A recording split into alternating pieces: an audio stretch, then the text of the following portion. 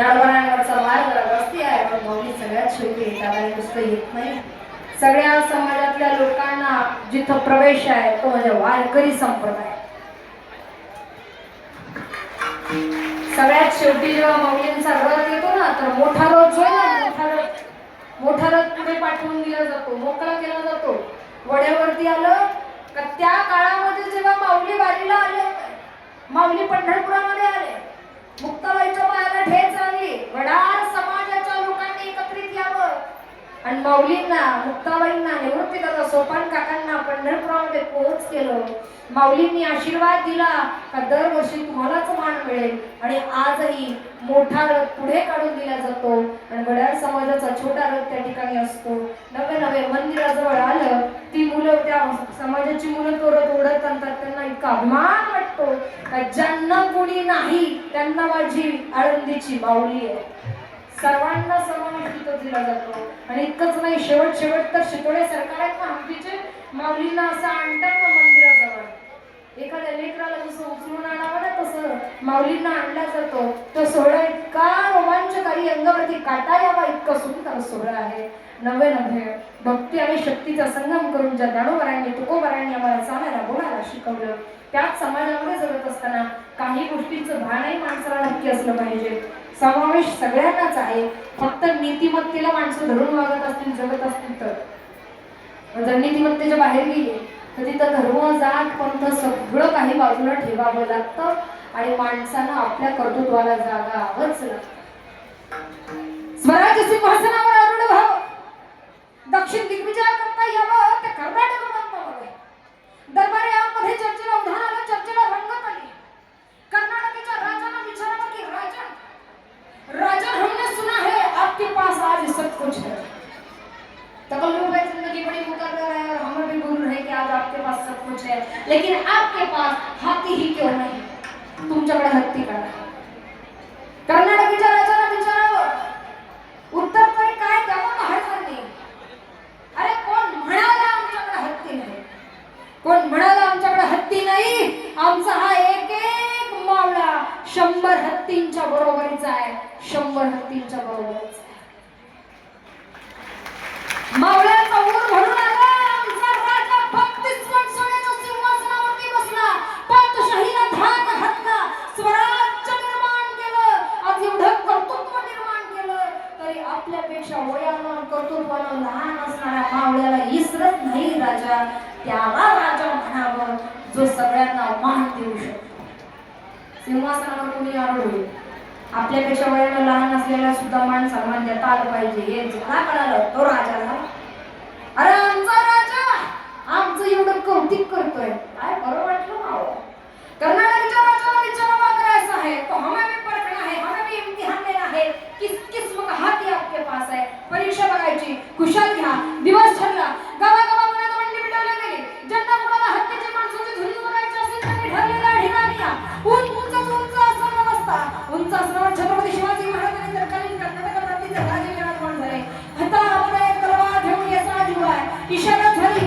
गावाच्या गावात माणसं येऊ लागली, लोटू लागली. हे बघण्याकरता एका हत्तीची आणि माणसाची झुंज असते तरी कशी गावाच्या गावात येऊ लागली, माणसं बसू लागली. आता तलवार घेऊन याचा जीवा इशारा झाली तसं बदल हत्तीला 100 हत्ती एकाच वेळेला ओढा करतात. आता मात्र हत्तीनं काढलं, एक झटका मागा दिला, एक झटका दिला, 100 हत्ती मागे पळाले. आता तलवार घेऊन याचा जीवा हत्ती धावत पुढे आला. येसाजी तिथे तुला हत्ती धावत पुढे आला. येसाजी तिथे तुला हत्तीने झेप घेतली. तसं डाव्या बाजूला चपायला उडी मारली येसाजीला. पुन्हा एकदा पवित्र, पुन्हा एकदा हल्ला, पुन्हा एकदा उजव्या बाजूला चपायला उडी मारली येसाजीला. कधी डाव्या बाजूला, कधी उजव्या बाजूला, कधी डाव्या बाजूला, कधी उजव्या बाजूला. काम कशा करता, कारण प्रत्येक वेळी युद्ध बाहूच्या जोरावर लढून चालत नाही, कधीतरी बुद्धीच्या जोरावर लढावं लागतं. बुद्धीच्या जोरावर लढावं लागतं. शेवटचा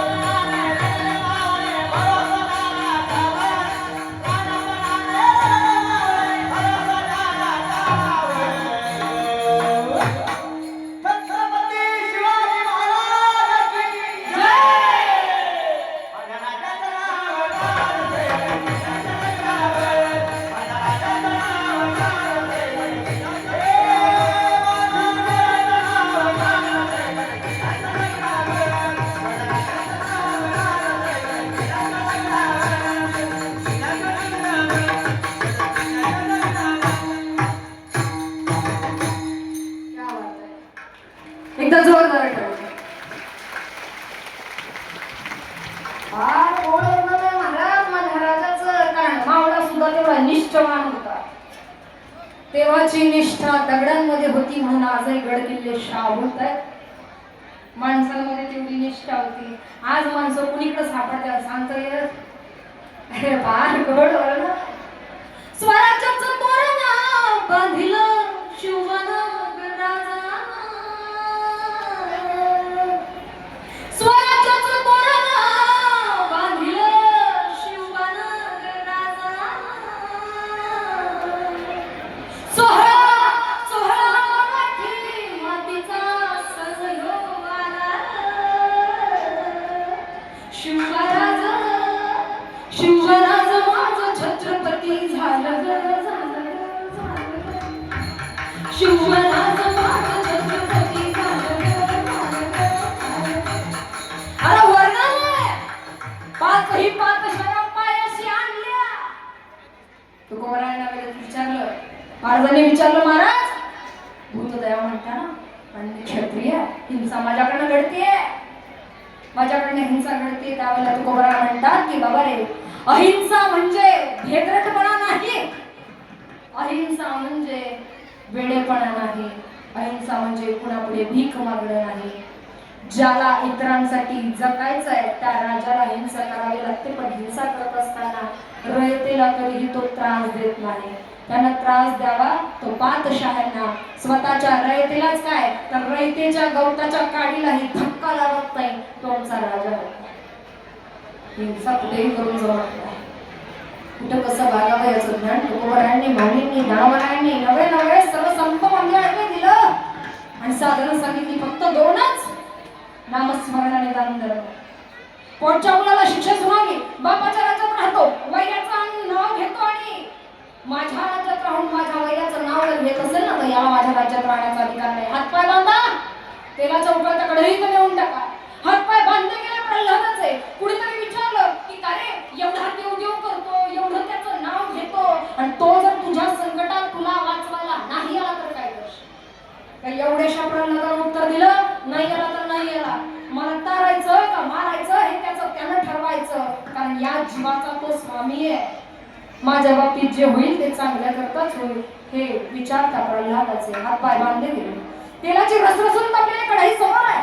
मुखानं मात्र नामस्मरण, नारायण नारायण नारायण. तापलेलं तेलही शांत झालं.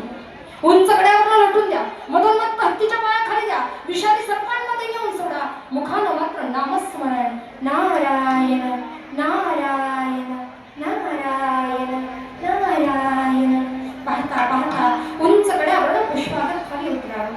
मधोमध हत्तीला सुद्धा पायाशी येऊन शांत बसावं आणि सर्पांनीही दंश न करावा. ही ताकद कशाची असेल तर ही ताकद त्याच्या नामस्मरणाची.